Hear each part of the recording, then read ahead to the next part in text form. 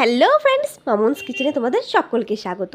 আজ আমি হাজির হয়েছি গ্রাম বাংলার একদম হারিয়ে যাওয়া একটি বাটার রেসিপি নিয়ে। আমার আজকের রেসিপি খারকোল পাতা বাটা, অনেকে এটাকে খানমান পাতাও বলে। এই পাতার কিন্তু অনেক গুণ আছে, যাদের টনসিলের সমস্যা এমনকি সর্দি কাশির জন্য এই পাতা বাটা কিন্তু খুব উপকারী। তাহলে চলো বেশি দেরি না করে আজকের রেসিপির মধ্যে সাথে শেয়ার করি। তো দেখো, এই পাতা বাটার জন্য আমি এখানে খারকোল পাতা নিয়ে নিয়েছি। এই যে এইরকম হয় খারকোল পাতা, যারা চেনো না তারাও ভালোভাবে দেখে বুঝতে পারবে যে কোনগুলো খারকোল পাতা। এরকম পাতা আমি আমার পরিমাণ মতো কিছুটা নিয়ে নিয়েছি। এখন এগুলোকে ভালো করে ধুয়ে কেটে নেব।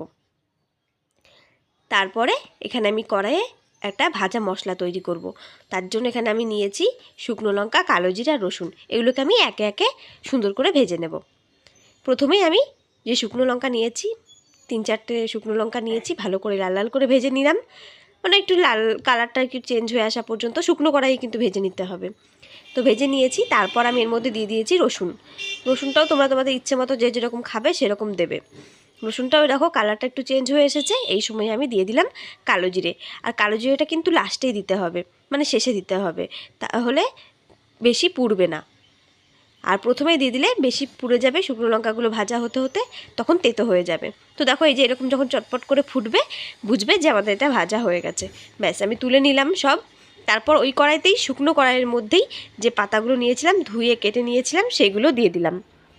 এখন এগুলোকেও ভালো করে শুকনো শুকনো করে ভেজে নিতে হবে। শুকনো কড়াইতেই ভাজতে হবে। প্রথম দিকে দেখো অনেকটা পাতা আছে, এটা কিন্তু অনেক কমে যাবে। আর মাঝখান থেকে একটু জল বেরিয়ে যাবে। কিন্তু এই জলটা যেটা দেখছো, এই জলটা একদম শুকিয়ে ফেলতে হবে।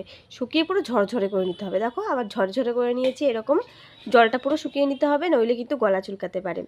তো দেখো, ভালো করে আমি বেটে নেব এবার এগুলো। তার জন্য আমি শিলের মধ্যে বাটছি আজকে। শিলের মধ্যে যে কোনো বাটাবাটির স্বাদ কিন্তু একটু বেশি হয়, আর মিহি করে বাটাও হবে। শিলের মধ্যে আমি এই যে নিয়ে নিয়েছি পাতাগুলো, আর ভাজা মশলাগুলোও নিয়ে নিয়েছি। এখন সব কিছুকে একসাথে খুব ভালো করে বেটে নিতে হবে। তারপর দেখো, ওই কড়াইতেই আমি দিয়ে দিয়েছি সামান্য সর্ষের তেল। খুব বেশি দেওয়ার দরকার নেই, সামান্য দিলেই হবে। তারপর আমি যে বেটে রেখেছিলাম পাতাটা, সেই বাটাটাকে এই তেলের মধ্যে দিয়ে দিচ্ছি। এর মধ্যে কিন্তু এক্সট্রা করে আর কোনো রকম ফোড়ন বা কিচ্ছু দরকার নেই। খুব সামান্য উপকরণে তৈরি হয়ে যায়, কিন্তু খেতে লাগে অসাধারণ। এবার এই পাতাটাকেই তেলের মধ্যে খুব ভালো করে শুকনো শুকনো করে নিতে, আর তার মাঝে দিয়ে দিচ্ছি সামান্য কয়েক দানা চিনি। এতে কি হবে, ঝালটা একটু ব্যালেন্স হবে, আর খেতেও কিন্তু দারুণ লাগবে। আর হ্যাঁ, তোমরা কিন্তু লবণ দিতে ভুলো না। আমি বাটার সময়ই একটুখানি লবণ দিয়ে বেটে নিয়েছি, তাহলে বাটাটাও খুব মসৃণ হয়, আর লবণটাও ওখানে দেওয়া হয়ে যায়। তোমরা তখন দিতে পারো বা এই সময়েও দিতে পারো।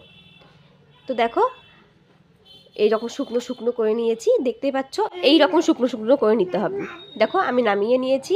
এরপর উপর থেকে একটা ভাজা লঙ্কা দিয়ে দিলাম, আর একটু কাঁচা সর্ষের তেল দিয়ে দিলাম। ব্যাস, আমাদের খারকোল পাতা বাটা কিন্তু একদম রেডি। এটা শুধু গরম ভাতের সাথে পড়লে আর কিচ্ছু দরকার নেই। তোমরা এইভাবে একদিন অবশ্যই ট্রাই করে দেখবে, দারুণ লাগে খেতে।